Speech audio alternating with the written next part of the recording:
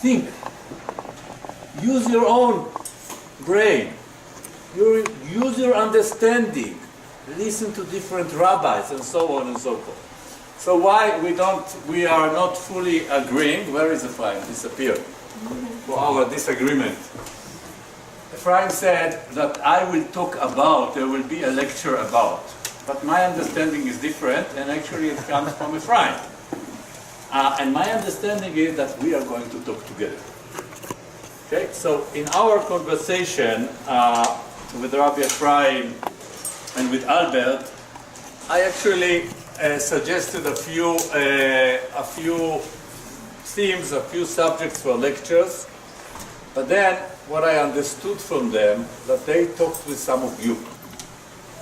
And you people said, if there's a possible to do something that we will do, that's what we want. So our choice is to go with your choice and to do a workshop and not a lecture. Although I can stand here and give maybe 3-4 different lectures.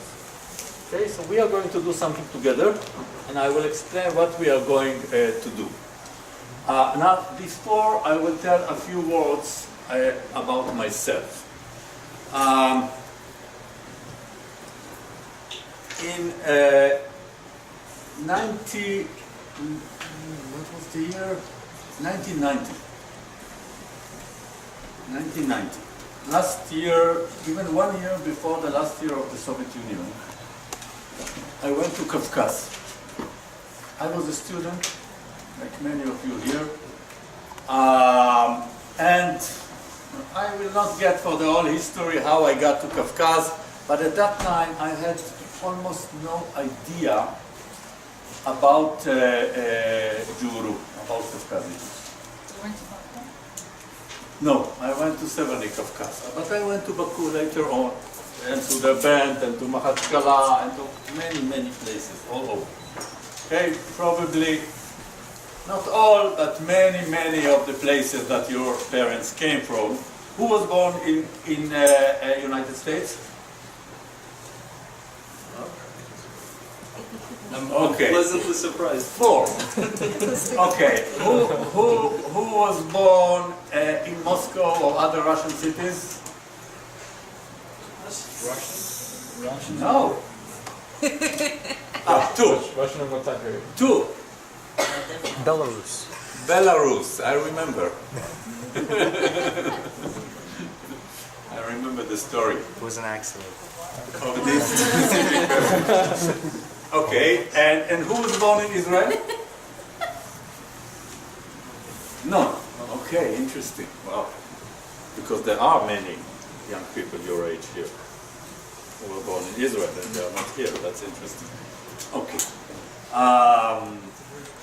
Okay, you also get some sense how I work, how my brain is working. Okay, I'm trying to understand what's going on. So, I had no idea, no clue about Juhuro. And then my hosts, who were Kavkazi people, at that time these were Adige people, Cherkess. So we are driving in the city, and then I see a few cars with flags of Israel. And some flags of the United States, which was very strange. Small, but it was the last year of the Soviet Union, so it was, things were changing. And I asked my host, what is this? I was completely surprised. And they said, well, this is our Jews. It's a Nashi Ivri. So I asked, my feeling was, but Vashi at Nashi, right? That it is our Jews, not your Jews. But I didn't want to argue, it's your Jews, let me understand, what do you mean by this? So I said, no, we have to get them. They turn around, I don't know if you know or not, but if you're a guest and you ask something, these places, people listen to you. So I was a guest. They turn around and I met these people. And then there was a fight between these Juhuro people and my host. Why there was a fight? Any guess? They wanted to come to them. Okay, so what was the fight? The host wanted to keep you. Right, exactly. Good. What's your name? Diana. Diana. Yes, exactly. That was the fight. It was a friendly fight, not a real fight. But there was some negotiation about this. And the agreement was that with one of my hosts, I will come to a wedding that evening. So that was the beginning, 20 years ago, of my road. Okay, guys, come over. It's like we are not in a tefillah right now, and you are not in Ezrat Nashim. Okay, so come. No, come. There's the places here. Albert, can you get me this tea that I did there?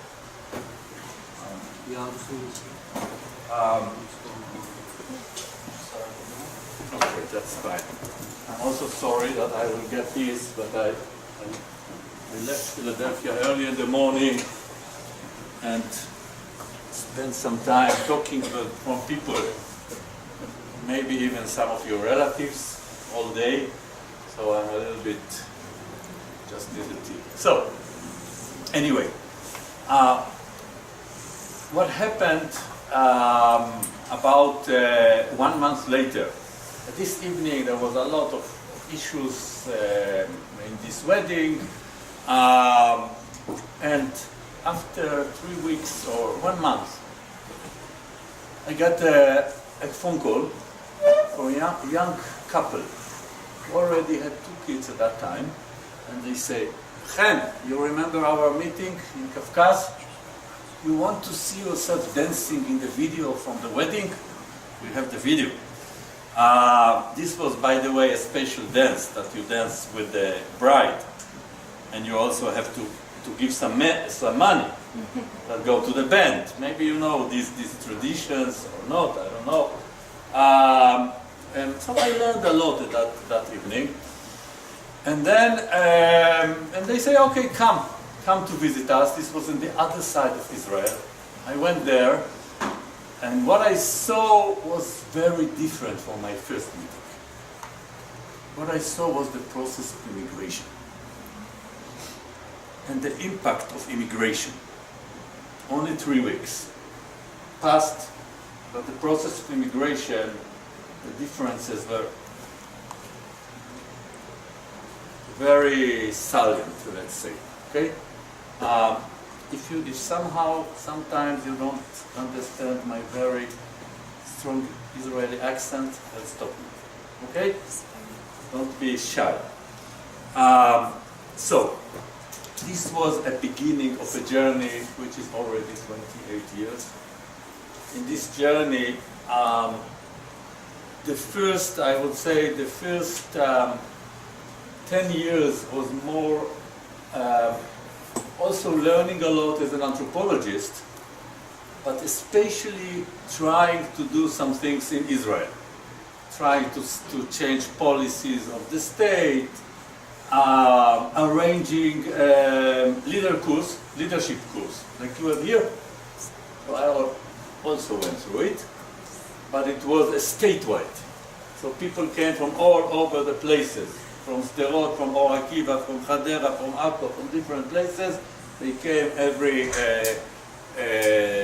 2-3 weeks to Jerusalem, and we had a whole year course. So many things like this. After 10 years, I went more through studies. I'm still involved in all kinds of initiatives. But I wrote my dissertation about, and it has to do also with Juhuro people. And since then I wrote several articles, I'm working on many things, but my first, let's say, emotion here is more than everything to work with the people. Okay, so the first years and what got me to this field was not simply to learn something, but to work with other Jewish people who went through this migration. So this is my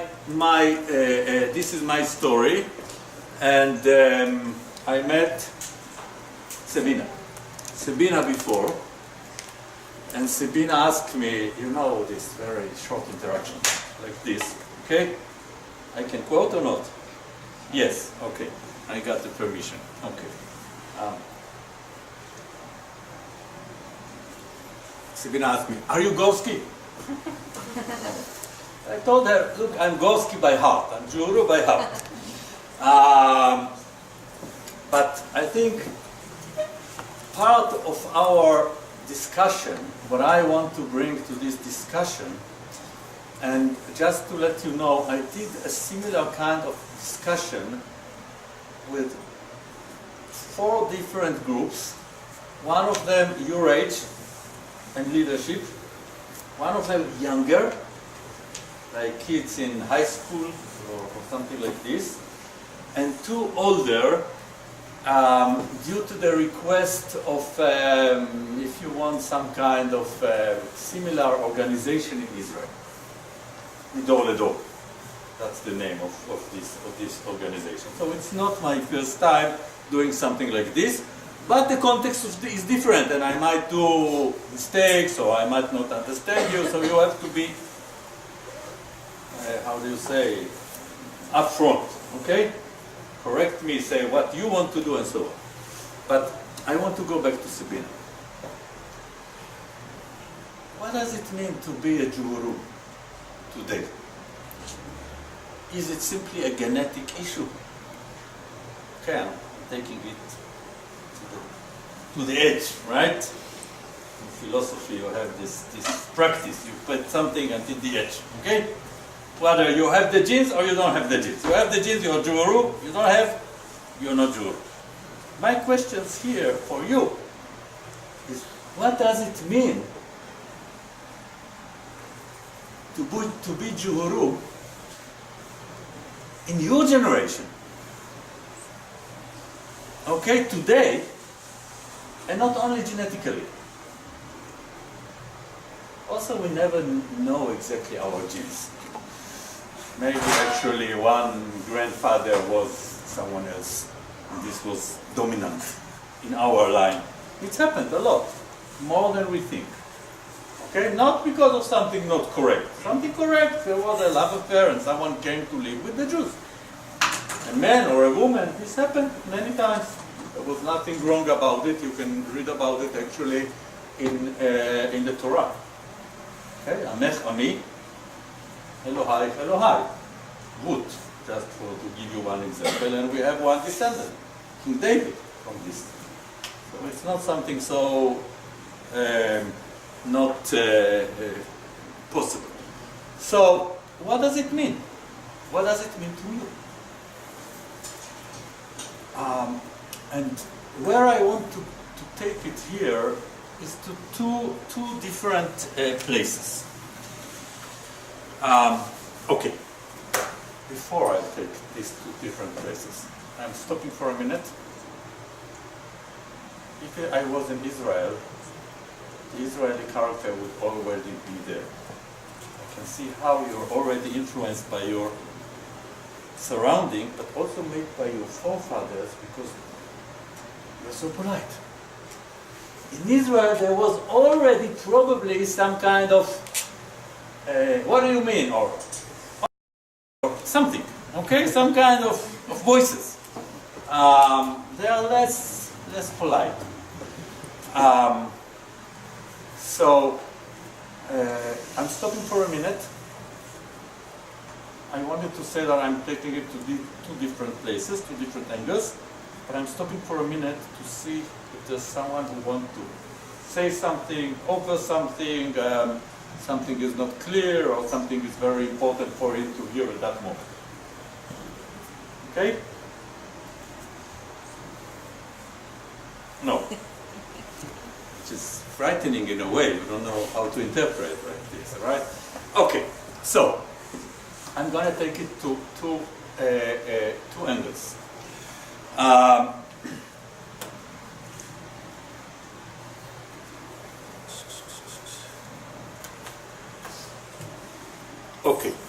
So, let's give them the tips that we have. In a few minutes, we will break this kind of class pattern, and I'll ask you to sit in groups of 3. Okay? No more than 3. And I'll ask you in these groups of 3, at least one of the 3 should be someone who you know a little bit less. Okay?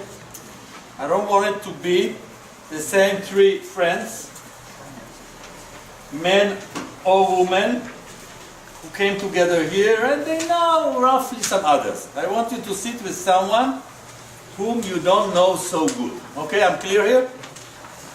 Okay. So, I'm already giving you some paper, so you can write a little bit what I'm asking you to do in these small groups. And then we will take about maybe 10 to 15 minutes, and we will work in small groups. Okay? Possible? And it means also that you need to be a little bit creative with the space here. And also when you work in small groups, think very carefully how you sit. Okay? Don't sit like this. 1, 2, 3. Why? Because you lose something in the communication. You want to sit in a triad. So everybody will get the same access to the face of everybody else in a polite way, but also in a accessible way. Okay, that's important. So, what are the questions that I'm asking?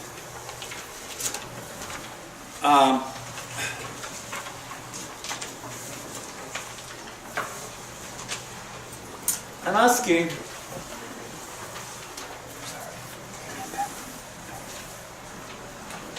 Let me put 3 things. First, what are things that you would like that somehow you connect with being Juhuro,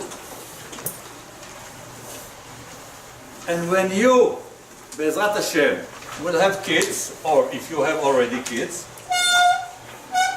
you want to deliver it to the next generation. Okay, that's first. Got it? Repeat it one more time. Could you repeat it one more time? Yes. Okay, what are the things that you got from your parents that you connected to being Juhuro? Okay, maybe your parents told you never run into the street because there are cars. Maybe you connected to being Juhuro, then write it down.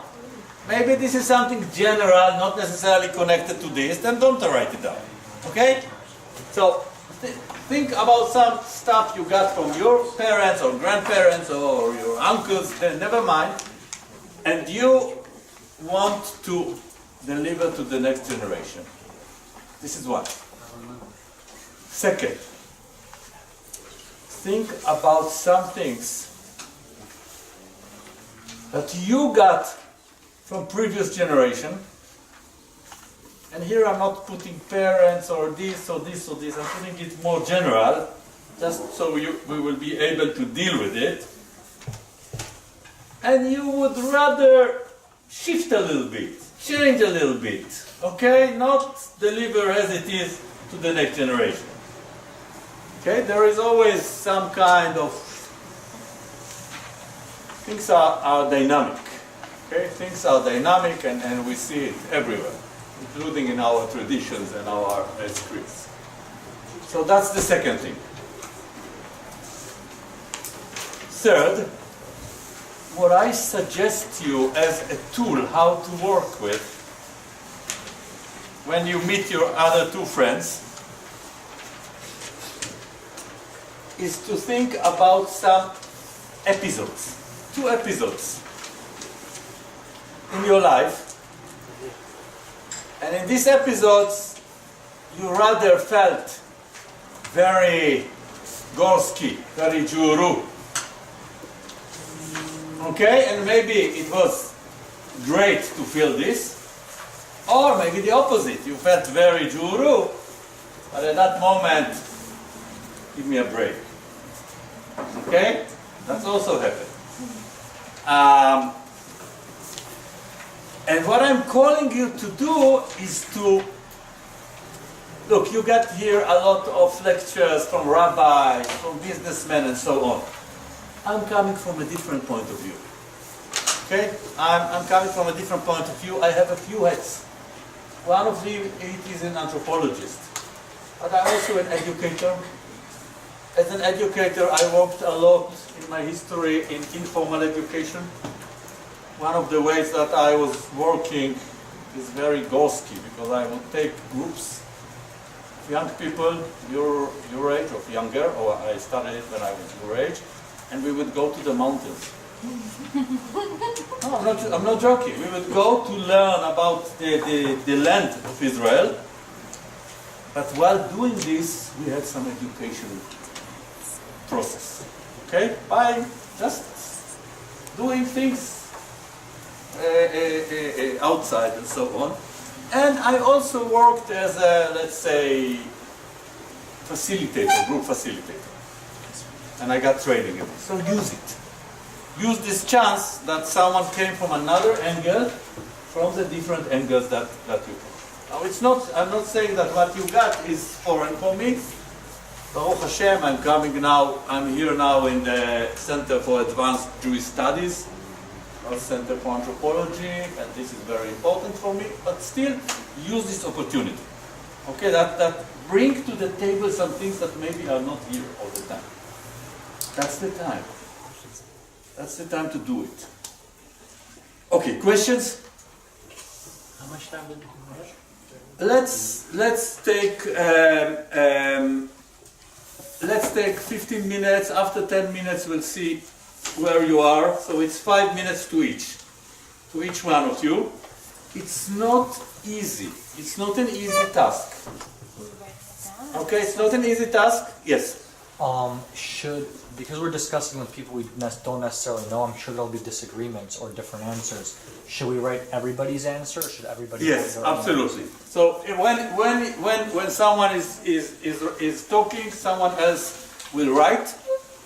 Okay, someone else will write. If someone wants to bring something, but he wants to bring us as one of our group or something like this, that's okay. Okay, not very personal or something like this. We can do it also this way, and we can shift later on, or you can give me something, and I can read it. That's also a way to do it if there are also things like this. Although I think that it's also time for us to talk. We are here to talk. We are here to do some leadership, not only to be nice and so on, but then go to real life. I want to bring real life here to the room. Okay, you get me? What I'm talking about? I want to bring real life here to the room, and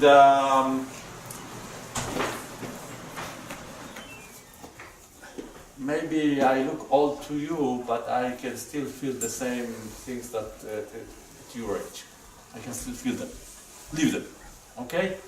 I'm trying to keep not only this age, but even younger age. To keep the child in me and to keep the young man in me and so on.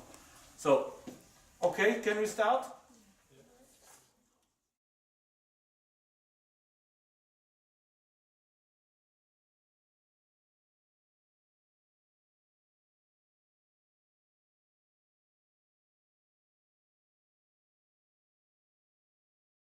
In group facilitation, what is the terminology if the facilitator is asking 2-3 times already to come here, and some people are staying there? What's the terminology? Someone studied a little bit, group psychology?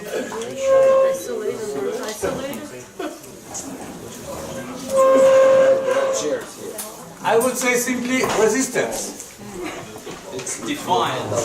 Okay, and the question is always, when you got resistance in the group, when you will work, maybe you will work with younger people, the question is always not who resists, but why. Okay, so the approach usually in working with groups, I'm using, because I said I will not start, I'm not starting with our subject, but also I want to do something, so I'm going to a different channel. The question why is always the tendency will be to see the people who resist as expressing some voice of the whole group. Okay, that will be the approach, not expressing their own, oh, he is like this, I'm like this. No, we are working as a group. In the group there are different voices, there are different tendencies. The people who resist usually express some voice. Okay, the voice can be, oh, I'm waiting to hear about something that I brought to the project session today. And we say in slang in Hebrew, halas, stop, we don't want to go on with this. Or the thing can be, he's a man, he won't understand me anyway. Okay? Ladies' resistance. Or it can be, oh, he's not Juhuro, maybe he spent 30 years among Juhuro people, but doesn't matter. He's an outsider, give us a break. Okay? All kind of resistance can come in this. Guys, come closer. Come, it's for me now. Not for them, just for me, because I'm losing my concentration when you're away. Okay, I need you closer to me. Come. Where are the chairs? Come sit. Okay. Okay, now, in order to go on from this, I'm making it hard for me. Come over here. Don't be shy. Come. He only bites a little. Yeah, exactly. Okay, I will need your help here, because if I go according to the book, in order to do something like this, I will not work with a group which is bigger than 18 people. This is I'm talking now about a profession. This is a profession. There are people who work in this profession, and they are doing this work, for example, where? Work teams. Almost every serious company will employ sometimes people in this profession, and I did some. I worked a little bit with some private companies, and I worked also with IDF. 2.5 years I worked in this kind of work with IDF, simply working with people in order to give them a different perspective to think what does it mean for them to work in teams, or to deal with their home and army at the same time, and things like this. Okay, I'm sharing with you some of my professional experience. Anyway, the meaning is that I will not work with more than 80 people. Second, I will need a round setting, so each one will see the face of the others, which we hardly have here, and we have, come, I'm losing my concentration. I have this syndrome of these kids who cannot concentrate all the time, what's the name for it? ADD. Yes, exactly. How did I find about it? Because my daughter went to some exams. She was a very good student, but still there were some difficulties, and then we found some learning disabilities for her, and then she told me, oh, you see these things? Dad, actually you have it. Because when I was young, it was not in fashion to do this kind of exams. Okay.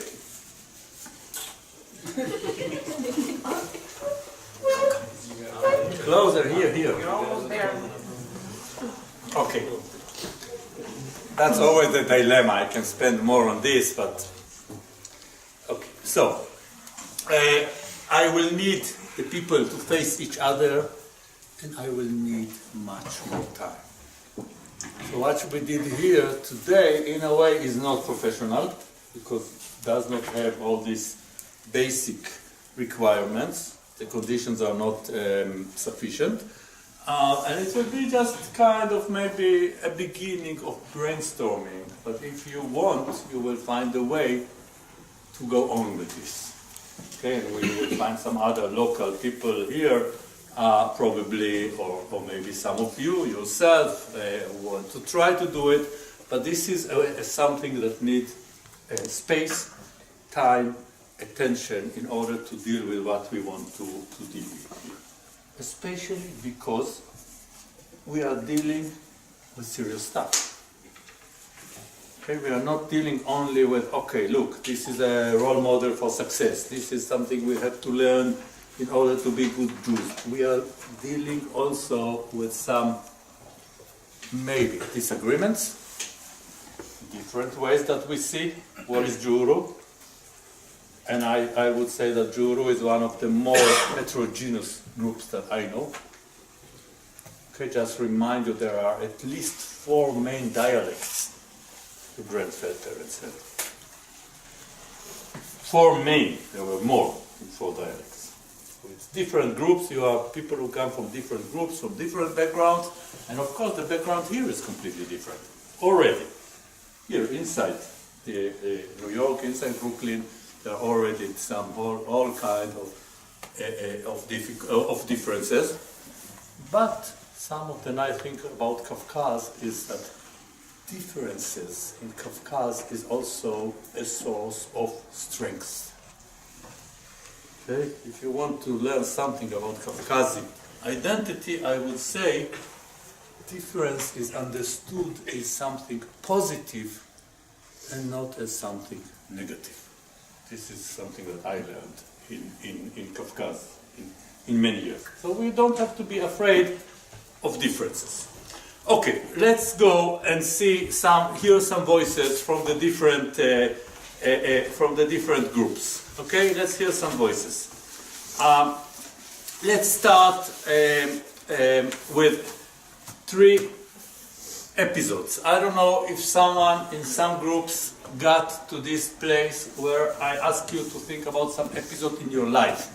Not the abstract answer. I want to keep this to the next generation. I want not to deliver this, but an episode. Something in your life when you felt, oh, I'm Juhuro. Oh,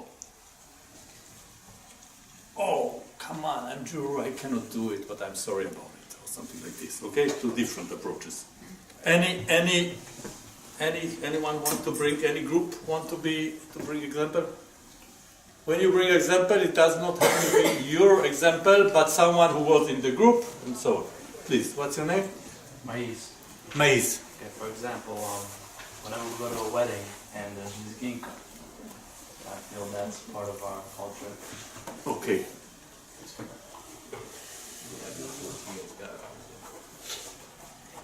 Good answer. Hmm? Yeah, good answer. Yeah.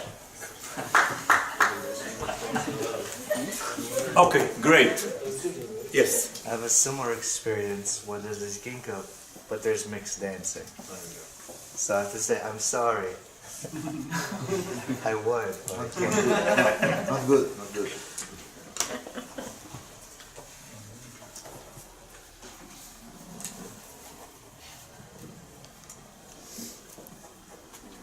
Excellent. Okay, we see already things are contradicting in our different experiences here. So, Name? Diana. Diana. Our group had very interesting responses. The first one said chai, which is tea, and is very Gorsky to him, and also the fact that when he was at the doctor asked about his heritage, where are you from? And when he said he's Gorsky, the doctor's like, oh, I'm also Gorsky. So this was that guy. And another one said he thought that he was in a department store. He thought that he heard 2 women talking in Gorsky, and he walked up to them to speak to them, and it turns out they were Greek, not Gorsky. That was his closest feeling to feeling Gorsky. And for me, I went to a dance school that taught Gorsky dances, I guess, for a few months. I was very embarrassed as a teenager. I don't know why, but I was. And I kind of regret it now that I didn't continue on with it. Okay.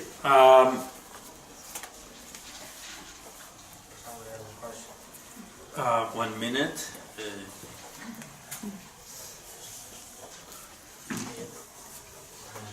1 minute. I just, without putting it down, I will not be able to refer.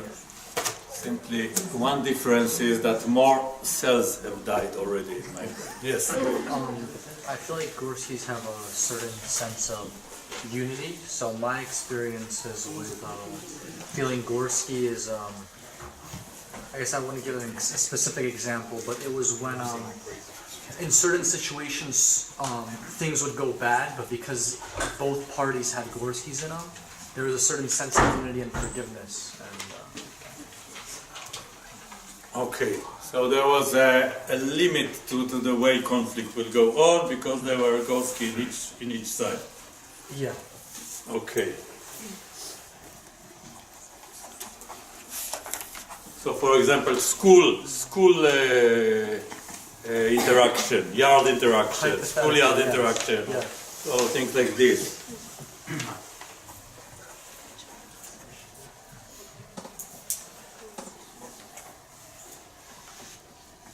Okay. Yes. Name? Erica. Erika. When I was in elementary school, every year the school did a Hanukkah boutique where they had vendors selling things and the families came to buy presents for Hanukkah. So that was the time when all of my friends, they came with their parents and siblings, and you got to see everyone's family. So I was going with my family, and my mother invited her mother. My grandmother came to the Hanukkah boutique, and she thought, out of respect, I'm going to yeshiva, I need to put kasinka on. And I was really embarrassed because it's a modern school, and everyone's like, very Americanized. She was putting, or she want you to put? No, she was putting. Okay. She was putting. So my grandmother showed up in traditional kasinka, and everyone else is very modern. So I was extremely embarrassed, and I thought everyone was looking at my family. Yeah. Wait, so she was with you? What? She was with Kasinka? No.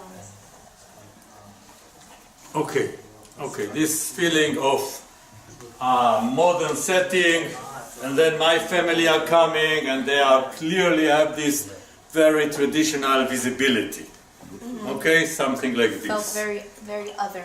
Very other, yes. Okay. Yes, absolutely, and okay. I think many things I have to echo, but yes, please. Name? My name is Jan. Yes. I have an interesting example. I want to talk about this place, about this organization, Beit Juhuro. And to understand why it's an interesting example, for me, I moved here in America a year and a half ago. I moved here from Russia, from Moscow. And in Russia, I'm almost sure we don't have such an organization. I'm not talking about synagogues, right? We never had such an organization where young Gorsky people connect to each other, involve with each other, and do things together. That's like, here I feel like Gorsky. Okay, that's very important. Okay. Yes. Being hospitable and generous to guests.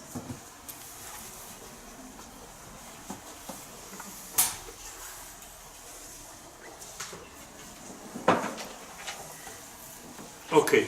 So we move to something which is more very concrete, but already in the abstract sense, right? So what we had here.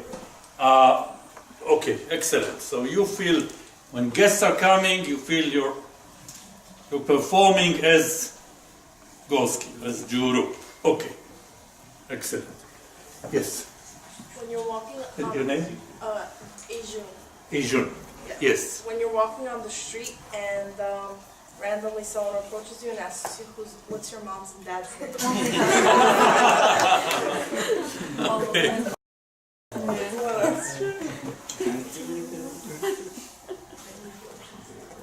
Oh, you're my cousin's aunt, sister's, brother's, friend, daughter. And then he tries to set you up. Okay. I already saw here in New York a practice when it's not in the street, but it's in a restaurant.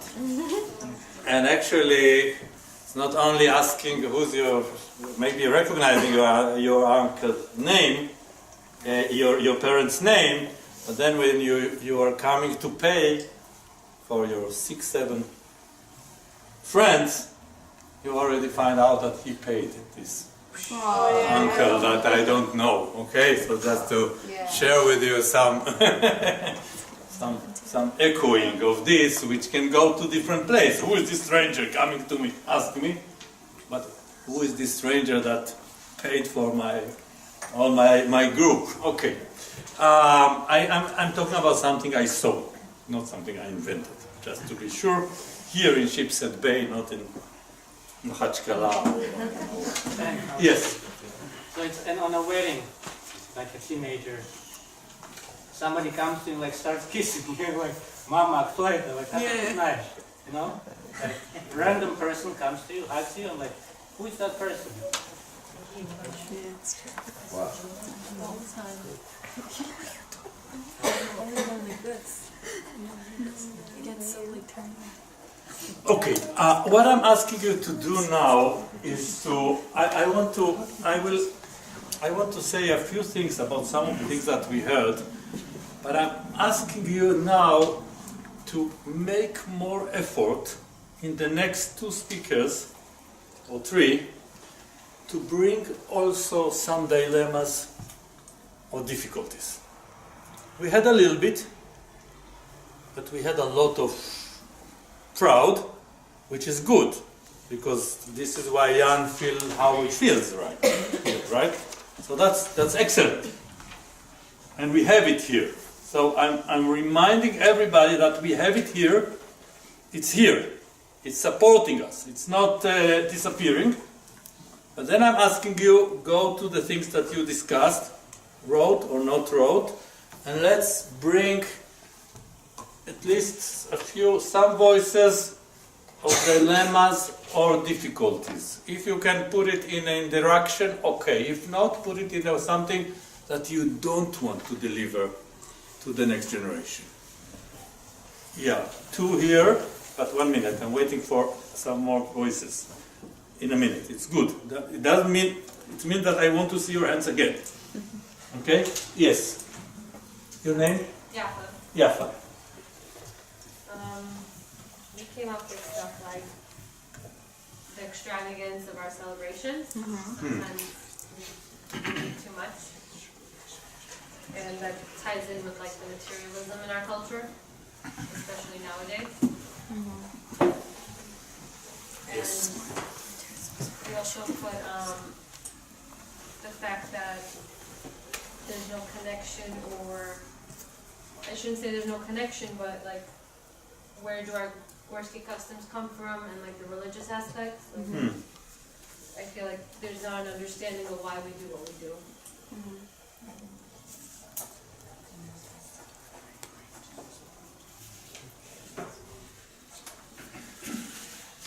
Okay.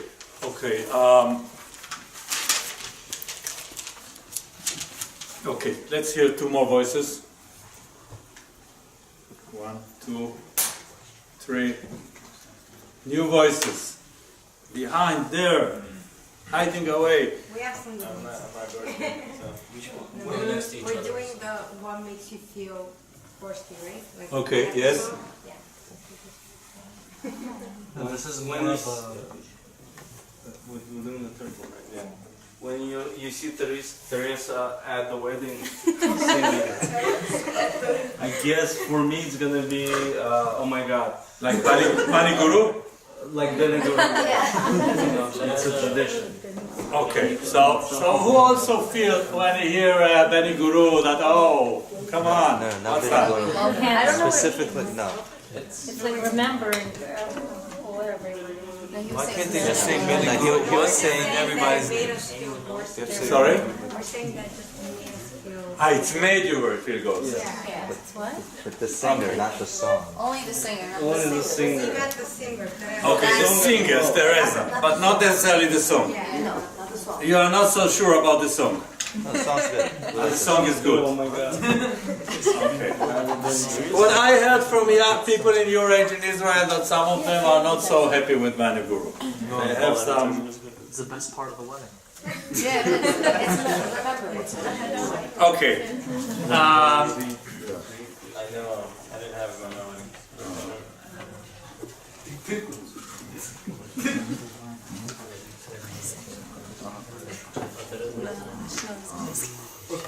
Okay, let's take one more, at least one more voice that wants to bring some dilemmas. 1, 2, 3, I'm getting to you. I want one more new voice. Right there. Yeah. Right. To your left. No, right there. Yes, please. Your name? My name is Lazar. Yes, Lazar. So I guess this is question number 2, right? What you wouldn't pass down. Okay, yes. So what we discussed as a group was the gossip aspect of the culture. Very good. And when others are thinking too much what others think, like, you know, just thinking, oh, what will they think of me if I walk at street at 10 p.m. or whatever, you know? This is more for girls, but just insane. Being judgmental, that's something that we would never want to pass down to other generations, because I don't think that's negative. Who is this lady? Is this... She's not really Dr. Huna, right? Also, Something like this. Okay. Yes, there's also... no, I was gonna build on that and say that they gossip and then they take that as an excuse to butt in. Like, who is this girl? Why she's outside at night? And then let me call her mother and talk to her about it and tell her how to bring her daughter. Yeah. They're very involved in other people's dealings. That's not unique. Okay. Yes. I think another thing that maybe for me personally I don't like is the matchmaking that they do. It's very old-fashioned, and I don't think you get to know a person with the speedy 30-minute Hasidish dating that Gorsky people kind of took on. So I think that's another thing. And I think that also involves overprotective parents and how they're so scared of sending their girls out or even their boys out sometimes that they try to hide everyone until they're ready to get married off. And then you're kind of repeating that process again. Okay. Yes. I don't know if we're allowed to disagree. Yeah. But I guess you said that this whole point is to disagree and to discuss. Absolutely. I feel like all new traditions are built on old ones. So whether this is old-fashioned or not is going to evolve, whether the old school people like it or the new school people like it or not. So the setup isn't the bad part. I feel like it's the pressure that's the bad part. And if this tradition does evolve, the setup is exactly like these new modern day apps work. Like all the dating apps work just like the 30-second setup. It's just your choice whether you want to stay with a couple or not. Swipe left, right?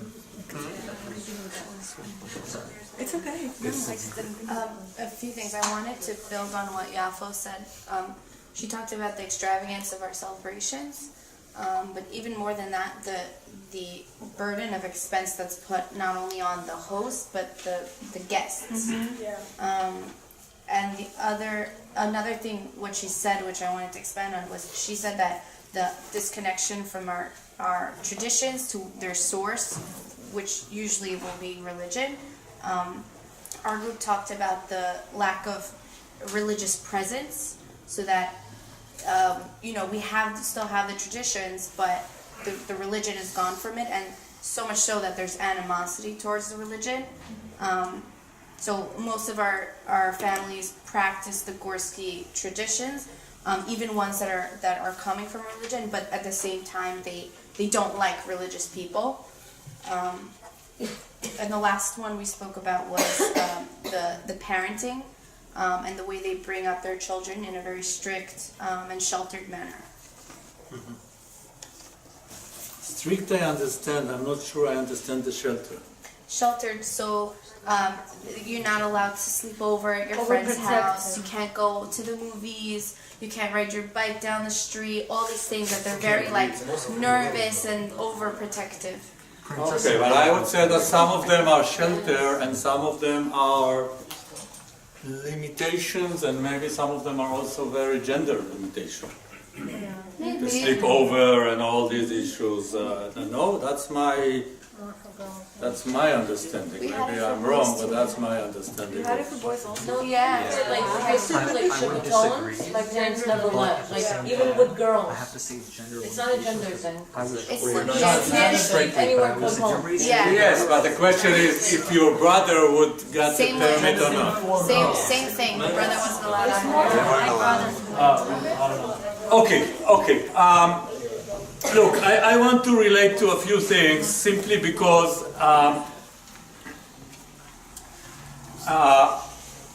again, we need much more time, we need a smaller group, and what we would have do if we would have the right setting is take some of these issues and get more conversation out. Not only lifting them to the air, but hearing different people, their approach, their family approach to it, their personal approach, the changes in life. Some things are changing with time. I don't have the time for it, but I'm sharing with you so you can imagine and maybe do it yourself in some other setting. But that's what we are lacking now. Okay, we don't have it, and we need time for it, because what we have is only titles, subtitles, and coming from some places where there are many people who didn't talk. They have many important things to say, and we need time for them because some people need more time. So what I will do, I will skip on this and I will refer to a few things, but I'm asking you now to be very Israelis in your manner. What does it mean? That when I'm talking, cut me off. Outspoken? Yes, outspoken, putting... Yes, in a way, still keep some Juhuro respect, but yes. It's clear that these things are there, and it's clear that also you can feel it with some of the Gorsky who grew up in Israel and coming here. I think you see the differences in cultures. And of course there are also differences between different people in Kavkaz itself that have all these kind of stereotypes. Some of them are stereotypes, some of them are not. But here I'm asking you to do it. So I want to respond to a few things and just echo some of my thoughts. And I will just look randomly, and I don't want to find myself speaking alone in the next 10-15 minutes. Okay? So please, just talk. Okay? Don't raise your hand. Just wait. I want to say something. Okay? So let's start with something very easy. The issue of this extravagant, simchas and so on. I can share with you that in some places in Israel, I would say even in some organizations of Israel, and in I think even people who are older than you, this thing came out. Interestingly, it came out not about the simcha, but about the evel. Okay, about mourning. And what does it mean, and how can we do the mourning without needing afterwards mourning on the morning, something like this. Yes, Yeah. So it's getting extreme completely on break down because of the things that we are doing during the Shiva. And there were some meetings. Guys, come. It's difficult for me. Think about me, not only about yourself. It's difficult for me because I'm trying to see your faces. Okay, good. Thank you. Okay. So there are people who are probably in the age of your parents. I'm not sure what happened with this because I'm not. Many of the things that I'm doing, including what I'm doing here now, is not my work. It's become part of my life. But I'm also working, teaching, doing other stuff. So I don't know exactly how it's developed, but I know that it was there, and people thought about even intervention. Intervention meaning they will do some, I don't know, if some of them were more Azerbaijan background, they would say we'll do some aksakal, you know this word?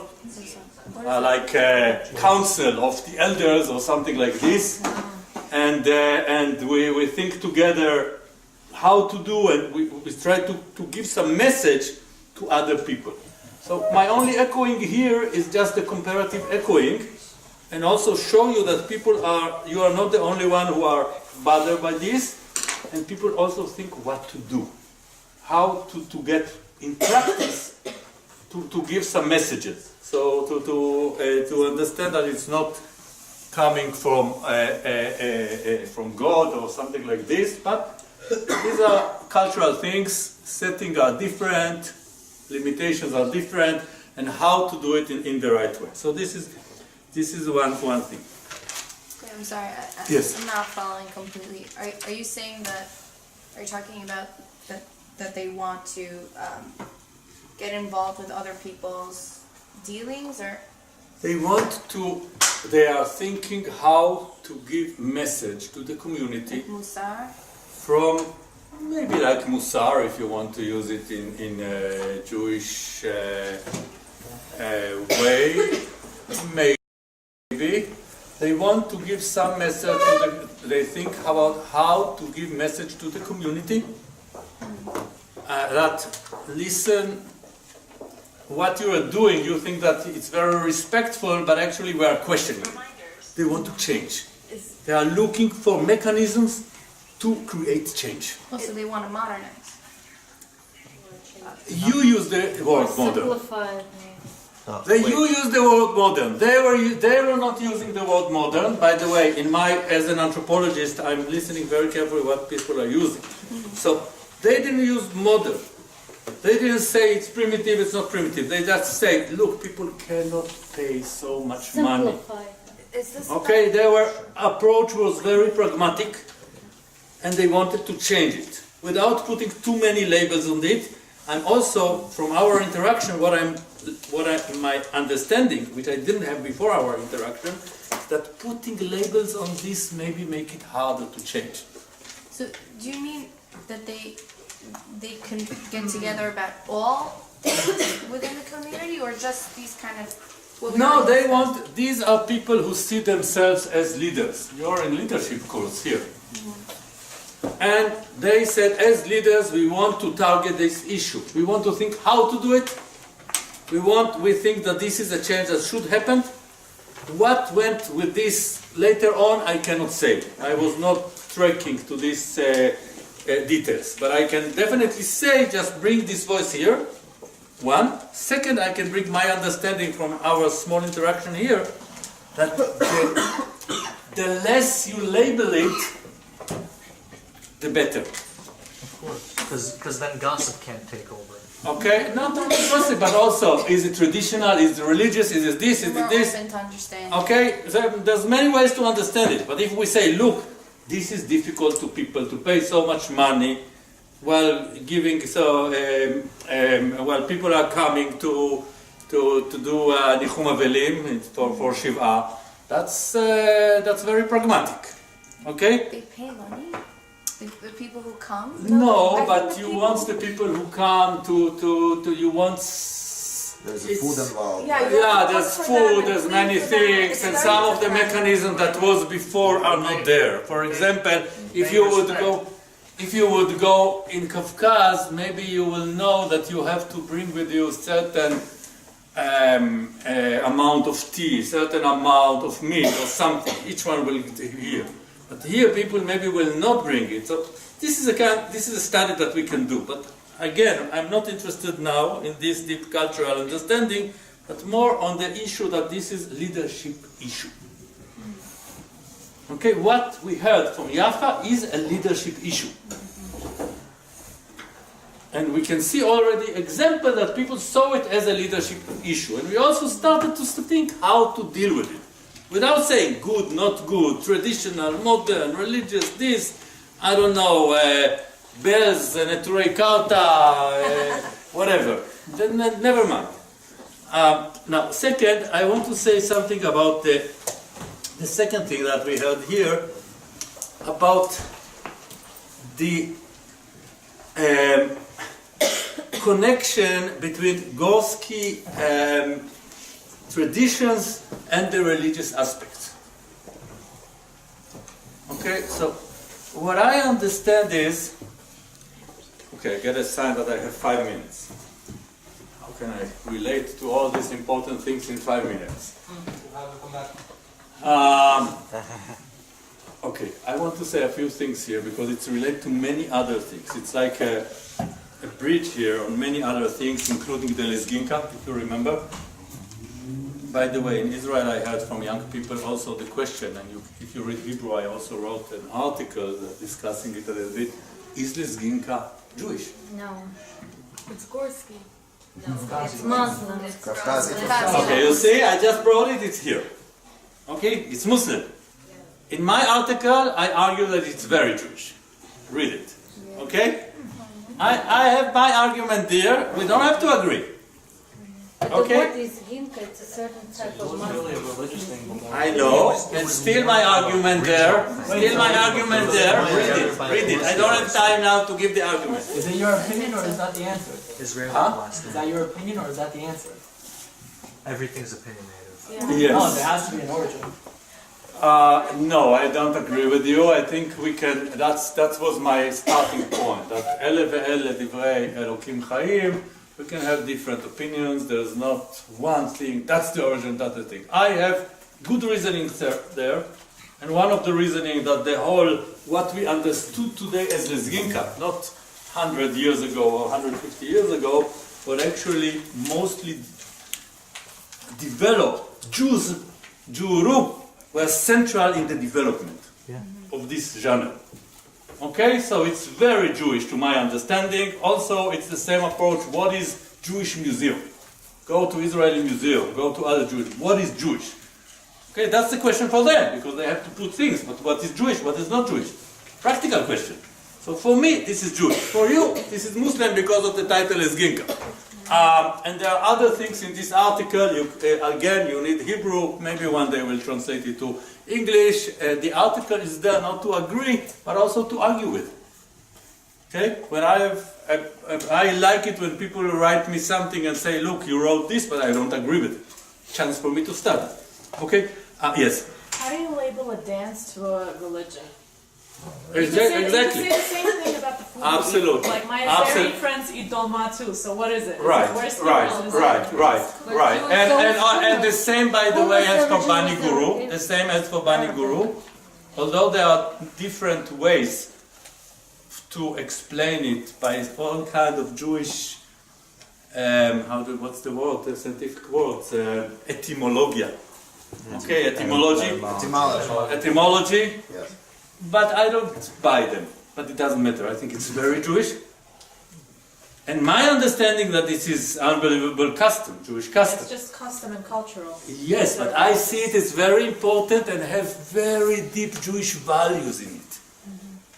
The interpretation, the practice, not the origin. Not the origin. The practice is more important than the origin. That's my understanding. Okay? David HaMelech, the practice. The origin, so what? Ruth HaMoaviyah? Moavit? The origin can be Gentile, completely Gentile. The practice is more important, but that's my understanding. Okay, this is more Rambam. Yehuda Levi thinks differently, just to put it in Jewish philosophy. Rambam here, Yehuda Levi here, different opinions about what is Jewish. So, back to this. What is understood to be custom and not religious, I question it, as you already saw from the examples here. I question it because I think there are deep values in many things that people did, and we have to understand this deep value and not only see it from the point of view of someone who might be a big Ilui Torah, but he's coming from a completely different background. And he sees it from his point of view, because he's the head of the yeshiva of these people, or the yeshiva of that people, or yeshiva of that people. But it is not coming from his tradition. So I would wait a little bit. It does not mean that we have to sanctify every custom or whatever, but I'm just saying, I'm not sure about this distinction between this is what we do, this is Judaism. First. Second, I also want to remind you one thing, which was clear to your parents, but you're already also Americans. Are you? Americanized. Americanized, okay. So, for American Jews, what is Judaism? Secondary? I don't think so. It's I a think, sense but of identity. for most American Jews, Identity? yes. But what kind of identity first? First, it's a religious identity. Sure. And then it is maybe also some ethnic or peoplehood identity. But I would put religion first, peoplehood second. Israelis, the opposite. Okay? So I'm not saying it's this or this, I'm just bringing you two models. For your grandparents, probably it was very integrated, and peoplehood was very important there. Very important there.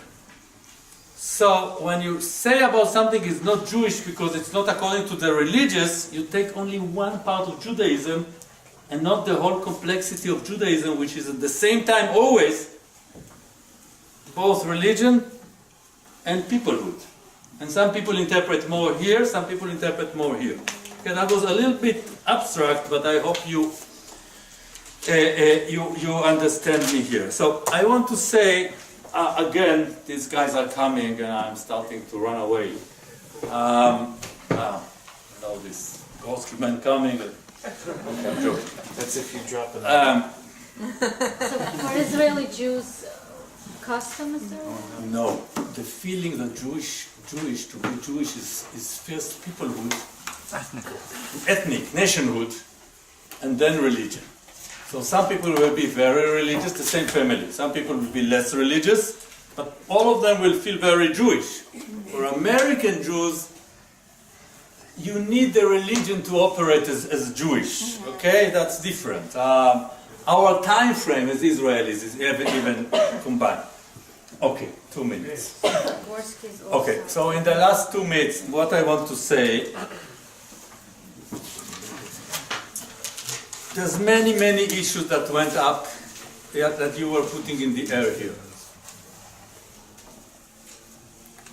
I think you should keep them in the air. What I mean is that we didn't really get to discuss them. And what my suggestion to you is, when you are thinking about projects, when you are thinking about educating your children or your younger brothers or whatever, think about these questions and also talk about them. This is one. Second, clearly it came out here very, I would say moderately, but clearly we cannot ignore gender issues. Okay, we cannot ignore gender issues. It does not mean that we have to take, if you know the history of the feminist movement, they are going back to the what they call the first degree, the first stage of feminism. First wave. First wave of feminism, okay? First wave of feminism, they were going out and burning their bras. Okay? It's a very initial, radical, but also very... Low class. Low class. Yeah, in a minute. It's coming out of feeling, but not out of brain. Yes. So I would say only that it's here. We cannot ignore it. If it was an Israeli group, and I was there a few times, it would be here much more in the air. And it does not mean that these girls are not traditional. You would hear it from some of the more very traditional girls. Okay, so for example, just to give you one example of a very traditional girl who was already married, but for her final project, and you can find it probably in the internet, in the Wi-Fi, she did a project in an art school in Israel. The name of the project was Dochtar Chuna. Oh, I saw it. You saw it? I saw it. Okay, neat.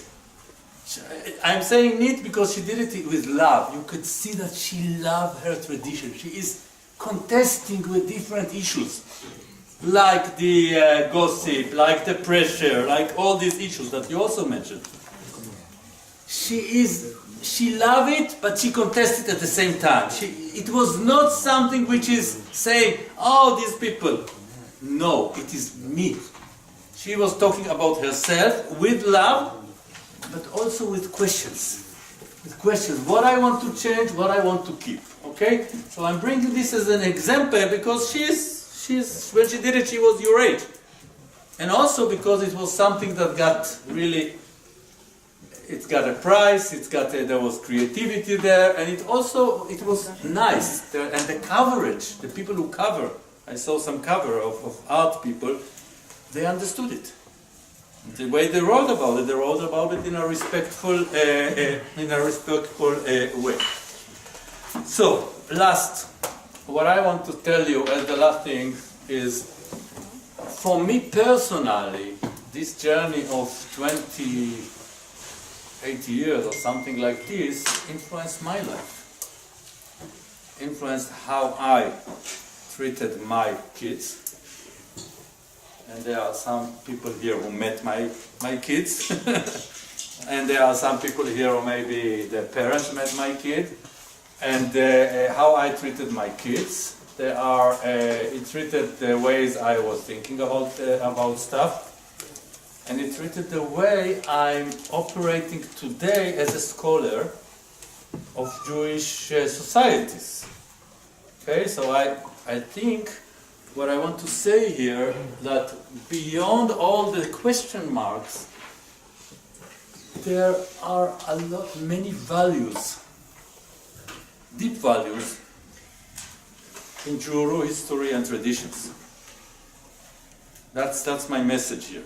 And we need more time maybe to discuss them and to discuss the different understanding of them. But it's not something which is only folklore. No, that's not my understanding. Okay guys, it was great to meet you.